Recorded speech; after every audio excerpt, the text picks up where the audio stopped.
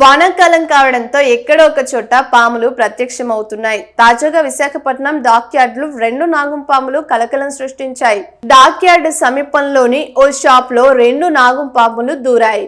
వాటిని గుర్తించిన షాప్ యజమాని స్నేక్ క్యాచర్ కు సమాచారం ఇచ్చాడు. వెంటనే అక్కడికి చేరుకున్న స్నేక్ క్యాచర్ పాములను పట్టుకుని సంచిలో వేశాడు. రాత్రి చాలా ఆలస్యం అయిపోయేసరికి ఉదయాన్నే అడవిలో వదిలిపెడదామని పాములను సంచిలోనే ఉంచి తన ఇంట్లో భద్రంగా ఉంచాడు. ఉదయం పాములను అడవిలో వదిలేందుకు వెళ్లిన అతనికి అక్కడ ఊహించని షాక్ తగిలింది. అతడికి ఆ సంచిలో గుడ్లు కనిపించాయి. ఏకంగా రాత్రికి రాత్రే అందులో పాము 12 గుడ్లను పెట్టింది. అనంతరం స్నేక్ క్యాచర్ అటవీ సిబ్బందికి సమాచారం అందించాడు.